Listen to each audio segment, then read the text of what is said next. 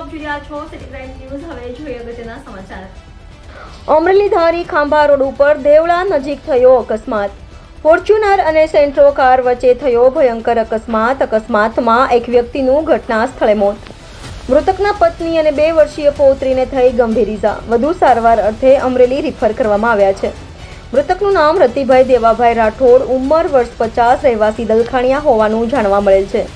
ધારી police ઘટના સ્થળે મૃતકનું dead body PM માટે ખસેડવામાં આવ્યું। રિપોર્ટર સંજય વાળા, સિટી ક્રાઇમ ન્યૂઝ, ધારી। મારું નામ રાઠોડ મધુભાઈ ગેલાભાઈ છે। મારું ગામ મીઠાપુર નક્કી છે।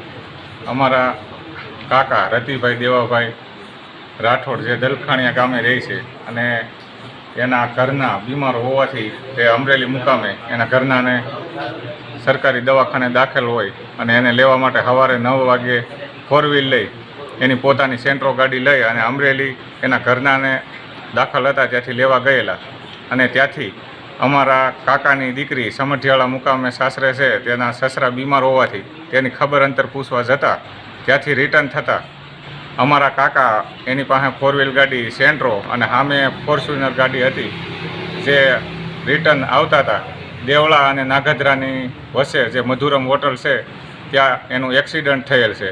ત્યાંથી એક્સિડન્ટ થતાં પછી અમને સમાચાર મળતા અને અમારા કાકાને સિવિલ હોસ્પિટલ ધારી સરકારી દવાખાને લઈ આવેલ અને ત્યાં અમારા કાકાને મૃત જાહેર કરેલ છે અને અમારા કાકી અને તથા અમારા બેનની દીકરી એની સાથે હતી તેને અહીંયા ધારીથી અમરેલી રિફર કરેલ છે, જેની અત્યારે સારવાર ચાલી રહેલ છે અને અમારા કાકાની ડેડ બોડી અત્યારે પીએમ માટે અહીંયા સરકારી દવાખાને રાખેલ છે, જે ધારી સરકારી દવાખાને ધારી રાખેલ છે, જે અત્યારે અમે પીએમ થાય તેની રાહ જોઈ રહ્યા છીએ અને અમારા સમાજના આગેવાન લોકો તથા ઘણા બધા અહીંયા હાજર છે, જે બધા આશ્વાસન આપે છે અને બધાને સાંત્વના આપે છે। પોલીસ ફરિયાદ થઈ છે અને પોલીસે અમારી ફરિયાદ લખી છે અને સાહેબ પીઆઈ સાહેબ અને એ બધાએ અમારી મુલાકાત લીધેલ છે।